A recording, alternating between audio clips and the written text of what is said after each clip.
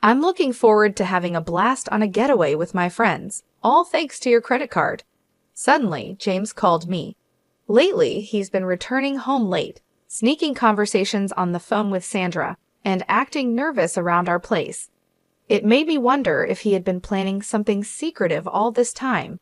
I had my suspicions that James and Sandra were up to something together. Fortunately, I was ready for whatever they had planned. Maybe I should act shocked about it. What do you mean by yours? I asked, needing an explanation. I was already aware that James had plans to leave for a trip today. To be honest, I find it astonishing.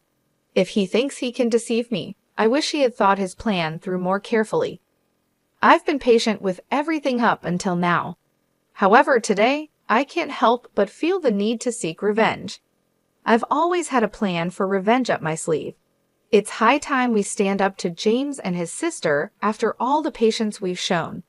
I believe that by the end of today, things will start to make sense. I hope they enjoy their trip, not knowing that I have someone on the inside working with me. My name is Kelly Brooke, and I'm 36 years old, living in a house with my husband James. I jumped straight into work right after finishing high school. Thanks to some experience and a recommendation from my boss, I've earned several certifications. In my company, these certifications and a solid track record mean a lot. At about 23, I was promoted to a lead position, which was quite an achievement as I was the youngest to ever do so in my company. Even though it's just a leadership role, it's a big deal to me. I always had this quiet goal of climbing up the corporate ladder, aiming to become at least a department head someday. As time went by, the company welcomed some fresh faces, including James. Even though I'm younger than him, I held a higher position at work. My job was to train James along with 3 other newcomers, making it 3 trainees in total. Hey Kelly, we're about the same age, aren't we? And you're already a supervisor? That's amazing, James remarked, showing his surprise. Yeah, I might be a year or so younger. I've been working here since I decided to leave high school early. It's given me a lot of experience, I explained. James seemed impressed by my early career focus. He would often praise me during those days. Eventually, James began to show interest in me, and although I was hesitant at first, I found myself falling for him over time. Our relationship followed a familiar path, going out for meals, taking drives together, and eventually, we decided to move in together. Living with James, I started noticing his less meticulous habits. I thought it might be his way of showing trust, being his authentic self with me, so I tried not to let it bother me too much. After some time, James proposed, and I accepted. We then sat down to talk about our future together. I'd love for you to be a stay-at-home wife, James suggested. I'll work and make money, and you can look after the house. It's the ideal setup. I also want us to start a family soon, buy our own home, and plan our wedding. I'm thinking wedding first, then buying a home, followed by kids. What's your take, Kelly? James, your plan sounds lovely, I responded. The sequence doesn't really matter to me, but we do need to think about our financial situation, especially with our savings. And I'm not planning to quit my job, even if we have kids. We could arrange our work schedules to be more flexible. I'm just worried about how we'll manage financially if we decide to buy a house. Yeah, I understand that, James admitted, but it bothers me that you earn more than me. Still, I dream about us having our own place. I was hoping we could buy a house right after we get married. That might be difficult, I pointed out, hinting at the challenges ahead. Since I already make more money than you, James, let's focus on managing our wedding and getting a house for now. We can think about having kids later and figure out what to do regarding my job at that point. All right, let's go with that plan, James agreed. Deep down, I really didn't want to leave my job, but I proposed this idea to keep things balanced. Otherwise, I feared James might keep pushing his expectations on me indefinitely. During our engagement, we threw a party that both our families attended. James's sister, Sandra, was away traveling, so our wedding was the first time I met her. She barged into the bride and groom's prep room without knocking, sized me up with a smirk, and remarked, "So this is James's choice? A bit on the simple side compared to his ex's, huh? Oh, I'm Sandra, your new sister-in-law. Just so you know, I'm pretty straightforward with family." I'm Kelly. Nice to meet you," I replied, somewhat taken aback by her bold demeanor. Sandra waved dismissively and left the room, leaving me a bit shocked by her blunt introduction. Yes, this new sister-in-law of mine was certainly a character. Later on, I met Sandra's husband, who seemed like a reasonable person in contrast. Our wedding ceremony was beautiful and went smoothly. James and I eventually purchased the house we both loved, and life seemed to be moving at a busy pace, prompting me to invest even more energy into my work. One day, when I was busy, the doorbell rang. I asked James to answer it. He returned, all smiles and laughter, with Sandra, who had decided to drop by unexpectedly. "Kelly, hey, look at James, owning such a big house. That's pretty good for him, right? After all, he's my little brother," Sandra commented, making herself comfortable. "I've been working hard. Feel free to make yourself at home. Kelly, do we have any snacks or something? My sister's here, so let's be quick." I couldn't shake off the feeling that something was off with James's behavior. He seemed to puff himself up in his sister's presence, acting as if he was the sole owner of our house. It was clear he probably led her to believe he bought the house on his own. I played a significant role in making the down payment and continue to contribute to the mortgage payments for our house. Despite this, James was adamant about having the title in his name alone, and eventually, I agreed to it. Living together made me think it wouldn't really matter whose name was on the deed. However, the way James bragged about it to his sister rubbed me the wrong way. Still, I chose to keep quiet and not cause a fuss. "Here are some snacks. James does put in a lot of effort, you know," I mentioned casually, trying to smooth over the atmosphere. "Why does Kelly sound so in charge? She's not the boss or anything," Sandra remarked, a hint of annoyance in her voice. "Well, actually, I am James's supervisor at work," I clarified, a bit surprised. "Oh, is that so? Did James not tell you? When I joined the company, Kelly was already a manager. Since she started working right after leaving high school, it just happened that way. If it were up to me, I'd have surpassed her quickly," Sandra mused. "Wait, you left high school early? You seem so responsible, yet you're less accomplished than me," Sandra asked, a bit mockingly. "Is there an issue just because I didn't finish high school?" I responded, trying to keep the peace. "No, not really. But Kelly, since you're not a high school graduate and I'm your sister-in-law, I can ask you for anything, right?" "That's the rule," Sandra joked, though her tone suggested she wasn't entirely kidding. "Kelly, whatever my sister wants, she gets. If you refuse, I'll have to ask you to leave the house," James added, seemingly backing up his sister's outrageous claim. I was baffled by their conversation. Why would not having a high school diploma and her being my sister-in-law mean she could demand anything from me? And the threat of being kicked out of my own home for not complying. Was this some sort of bizarre joke? I managed a polite smile and quickly retreated to the kitchen, needing a moment to collect my thoughts. From there, I could still hear James and his sister talking, and it sounded like they were serious about what they had said. A little while later, Sandra followed me into the kitchen. "Hey, Kelly, I actually need to ask you for a favor." "What is it?" I asked, already dreading the request. "I need to borrow some money, like $5,000, please," she said, as if it were a small favor. "How is that a small amount? That's quite a lot. What do you even need it for?" I questioned, trying to grasp the situation. "Come on, it's just $5,000. You're a supervisor, right? You must have a good salary," Sandra pressed, assuming my financial situation would easily cover her request. The entire conversation felt surreal, leaving me to wonder how we'd gotten to this point. Sandra needed the money to cover the costs of renovations. When I reminded her about boasting of her new condo recently, she brushed it off. "Huh, did I? Well, just give me the money." James said he'd lend it to me and told me to ask you. What? Why would he make such a decision without consulting me first? I was taken aback by James's assumption. Listen, Kelly, you either give me the money, or I'll call your boss right now and tell him you're resigning. Which will it be? Sandra put me in a tight spot.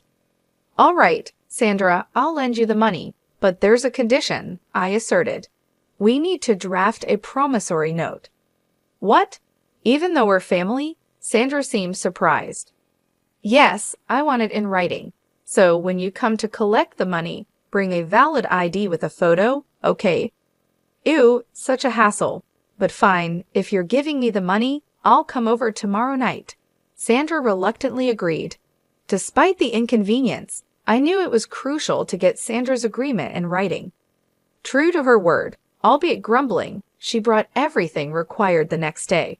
Through this ordeal, I realized just how much James was under his sister's influence. It was frankly absurd. No matter what I said, it wouldn't have made any difference, it seemed.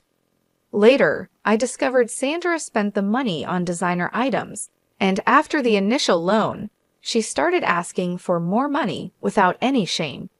I insisted on a promissory note each time, and within a month, she had borrowed around $12,000 from me.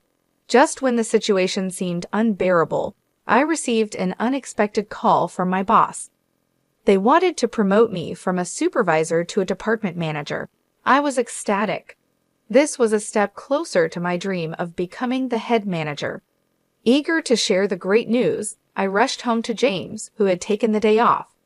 I'm home. James, guess what? I announced my arrival. Welcome back, Kelly. You seem thrilled. What's up? James greeted me. Today, my boss called me in, and guess what? He offered me the position of department manager. I've always aimed to be the head manager, so I'm incredibly excited to be moving closer to my goal. Oh, wait, what? Kelly, you're getting promoted. James's reaction mixed surprise with perhaps a hint of disbelief, underlining a day full of revelations and reaffirming my commitment to my career goals amidst the family drama. I don't understand. Did you actually say yes to the promotion? James asked, clearly puzzled. Yes, I accepted it. I've mentioned my career goals to you before, haven't I? I responded, surprised by his reaction. Wait a minute. You should have asked for my permission before making such a decision. What were you thinking? Plus, I've always said I wanted you to be a stay-at-home wife. How is it that you're moving up while I'm stuck in the same spot? Doesn't that strike you as odd? James questioned, frustration evident in his tone. That's not my responsibility. I've made it clear I don't want to quit working. Why you haven't been promoted is something I can't answer, I replied, standing my ground. Soon after our exchange, James made a call, presumably to his sister, because she showed up a few minutes later. Hey, I've heard you snatch the promotion that should have been James's. What gives? She accused me right away. I didn't snatch anything. In our company, promotions are awarded based on one's performance, I explained calmly. So what, you're suggesting James isn't good at his job? How could you look down on your own husband? Sandra snapped back, twisting my words. This is absurd, I muttered under my breath as they decided to celebrate at my expense, grabbing my bank card right from my purse. Despite my attempts to resist, they overpowered me, leaving the house with laughter as their parting shot. Tears filled my eyes as I realized the magnitude of my mistake in marrying James. Regret flooded in, but it was clear what I needed to do next, find a reputable divorce lawyer. James didn't return home that night. The following day at work, he approached me with a smug expression. Yesterday was so fun. Nothing beats a feast paid for by someone else. Thanks for covering it. He handed me the receipt from a high-end barbecue place, showing a charge of $1,500, along with receipts from luxury bars amounting to a staggering $9,000. I was fuming inside but bit my tongue as more colleagues arrived. On my way home, I checked my bank account and was horrified to discover a total of $9,000 had been withdrawn. I confronted James as soon as I saw him. James, what on earth were you thinking? Spending $9,000? On fancy meals and bars, no less? That money was mine, saved from before we were together, I exclaimed, barely containing my anger over his reckless spending and disregard for our financial well-being. As soon as I walked through the door, James started complaining about me nagging him. When I brought up the issue of the money he had spent, money I had saved before we got married, he dismissively said, "I don't know and I don't care. It's already spent anyway," and locked himself in the bathroom. That was the last straw for me. I decided then and there that I was going to divorce him. Over the weekend, I visited a lawyer, and in the weeks following, the preparations for our divorce moved along smoothly. James's behavior hadn't improved. He continued to come home late and rushed out early on his days off. Just when I was considering hiring a detective to see what he was up to, I received a call from Ryan, my brother-in-law. "Hello, is this Kelly?" Ryan's voice came through the phone. "Yes, Ryan. It's unusual to hear from you. What's up?" I replied, surprised by his call. "Well, it's been a while. I'm actually calling to ask if Sandra is with you," he said. "No, Sandra isn't here. Why do you ask?" I was curious. "She's been coming home late and disappearing on weekends without telling me where she's going. She mentioned she was at James's place when I asked her yesterday," Ryan explained.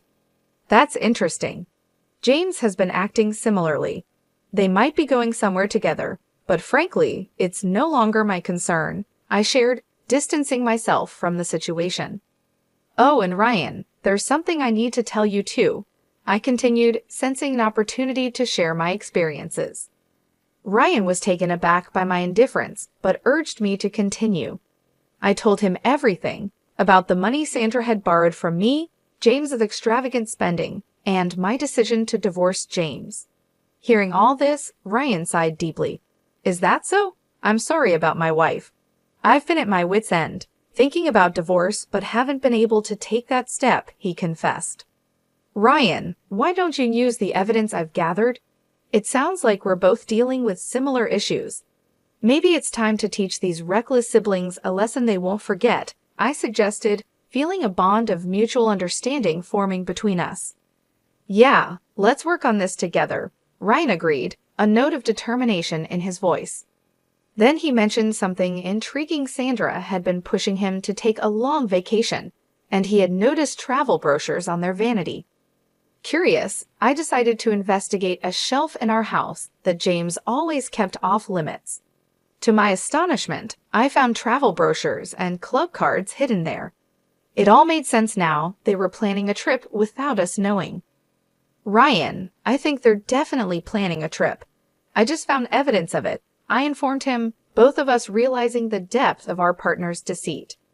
This newfound information solidified our resolve to proceed with our plans for divorce and hold them accountable for their actions.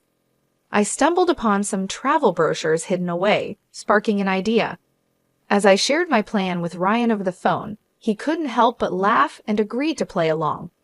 We concluded our call with a promise to coordinate our actions through text messages. I also forwarded him some evidence that might be useful for his own divorce proceedings while we meticulously strategized our next moves.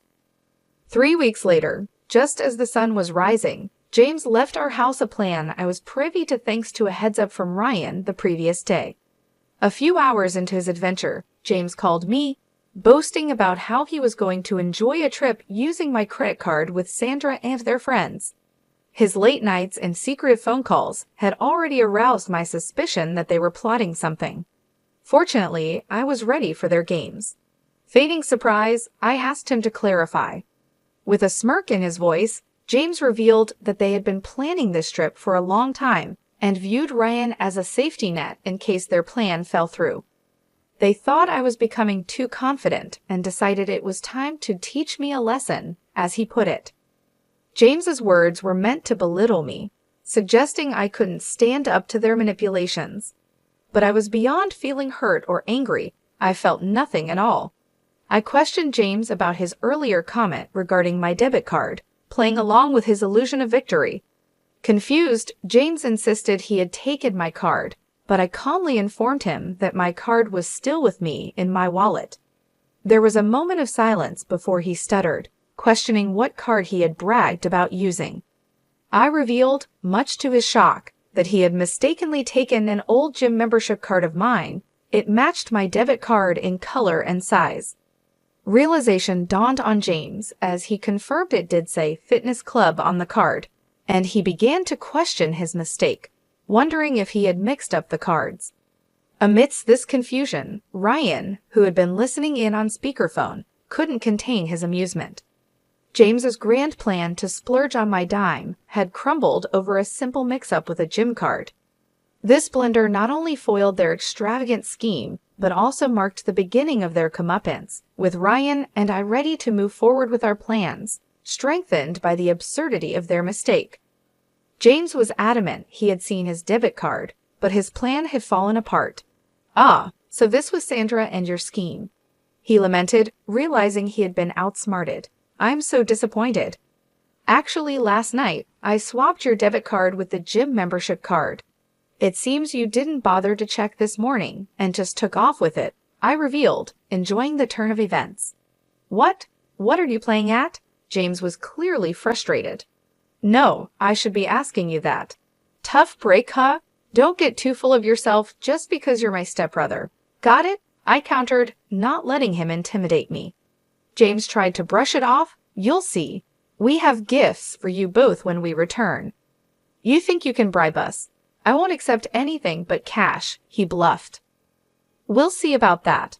Look forward to it," I dismissed his comment, focusing on the situation at hand. "What are you going to do now?" "Oh, Kelly, can you send us some money?" James finally asked, his tone changing. I ended the call there. His message following the call, trying to threaten me with involving Ryan, only received a nonchalant "Is that so?" from me before I went back to sleep. When I woke up in the afternoon, my phone was flooded with missed calls and messages. I first called Ryan, then decided to pick up James's call. "Hey, finally. Send the money, please. It's so cold. I think we're going to freeze," James pleaded. The reason for their discomfort was clear. They were in Alaska. In February, the cold there is biting, and if James and his group were complaining, it meant my plan had worked perfectly. "Really? You mentioned Ryan would help, right? Or is he not there?" I played along. "What? Do you know something?" James's confusion was evident. "Should I fill you in? Since you and Sandra decided to team up, Ryan and I did the same. It's quite simple," I explained, enjoying the irony of the situation. "Now, do you understand why I kept you on the phone for so long during that first call? It was to buy time, and Ryan, he's on his way back here on another plane." The revelation seemed to hit James hard. Our coordinated response to their scheme had left them stranded and cold, far from the luxurious getaway they had anticipated. My satisfaction came not just from thwarting their plan, but also from the solidarity Ryan and I showed in facing their deceit. As soon as I received confirmation that Ryan had boarded his flight back, I ended the call with a clear message to James. "We've joined forces to teach you a lesson. Now, find your way back on your own. See you." And with that, I hung up, eager for Ryan's return.